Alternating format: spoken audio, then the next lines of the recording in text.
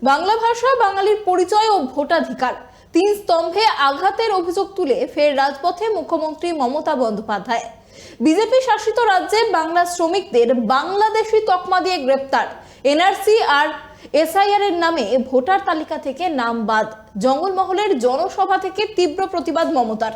বিজেপির দিকে সোজাসুজি আঙুল তুলে কেন্দ্রীয় স্বরাষ্ট্রমন্ত্রীকেও নিশানা করলেন তৃণমূল সুপ্রিমো। বাংলা ভাষার বিরুদ্ধে বিজেপি সন্ত্রাস চালাচ্ছে। বাংলা শ্রমিকদের বিজেপি শাসিত রাজ্যে বাংলাদেশি তকমা দিয়ে গ্রেপ্তার করে অত্যাচার চলছে বলে অভিযোগ। মুখ্যমন্ত্রী মমতা বন্দ্যোপাধ্যায় নতুন করে ভাষা আন্দোলনের ডাক দিয়েছেন।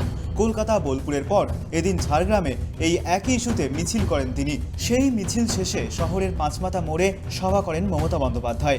সেখান থেকেই বাঙালি হেনস্থা থেকে এনআরসি একাধিক ইস্যুতে কেন্দ্রকে তুলোধনা করেন তিনি। তার সাফ কথা, পুরনো নথির দোহাই দিয়ে বাংলার ভোটারদের নাম বাদ দেওয়া যাবে না। আজকে বাংলা ভাষায় কথা বললেই তাকে জেলে নিয়ে যাওয়া হচ্ছে, বাংলা ভাষায় কথা বললেই তাকে বাংলাদেশি আখ্যা দেওয়া হচ্ছে, রোহিঙ্গা আখ্যা দেওয়া হচ্ছে। ভাষার উপর অত্যাচার করে, মানুষের উপর ভেদাভেদ করে কোন মানুষের অধিকার যদি আপনারা কেড়ে নেওয়ার চেষ্টা করেন, তাহলে আমাদের বডি পেরিয়ে যেতে হবে। এনআরসি ইস্যুতে দীর্ঘদিন ধরেই উত্তাল বাংলা। মুখ্যমন্ত্রী মমতা বন্দ্যোপাধ্যায় বারবার দাবি করেছেন বাংলায় এনআরসি করতে দেবেন না তিনি। এদিকে কেন্দ্রও নিজের অবস্থানে অনড়। অন্যদিকে অসম সরকারের তরফে এ রাজ্যে অনেককেই নোটিশও পাঠানো হয়েছে। এই পরিস্থিতিতে ঝাড়গ্রামের সভামঞ্চ থেকে ফুঁসে উঠলেন মমতা। সরাসরি তোপ দাগলেন কেন্দ্রীয় স্বরাষ্ট্রমন্ত্রী অমিত শাহকে। বললেন, আপনি আগের জন্মের শংসাপত্র দেখান।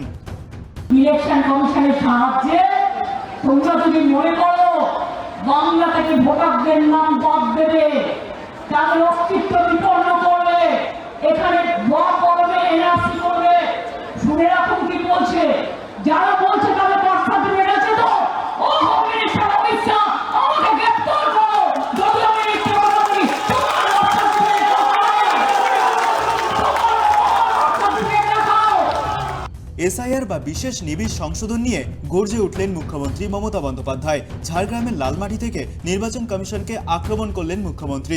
নির্বাচন কমিশন বিজেপির কৃতদাস হিসেবে কাজ করছে। এসআইআর এর পিছনে বাংলায় এনআরসি চালু করার চক্রান্ত চলছে। বাংলায় কারো নাম বাদ দেওয়া যাবে না। আরও একবার সেই হুঁশিয়ারি দিলেন মমতা। এসআইআর এর মাধ্যমে বিজেপি নিজেদের সুবিধার্থে ভোটার তালিকা তৈরি করতে চাইছে, সেই অভিযোগও এদিন করেছেন মুখ্যমন্ত্রী। আপনারা কি করছেন? কুচবিহারের রাজবংশী ভাষী তপশিলি বন্ধুদের আপনারা নোটিশ পাঠাচ্ছেন আসাম থেকে। আসাম থেকে নোটিশ আপনারা বাংলায় পাঠাতে পারেন? পারেন না। এটা criminal offence, unconstitutional, illegal, undemocratic, unethical. We condemn that. হঠাৎ করে বিজেপি ঠিক করলো কি করে জিতব?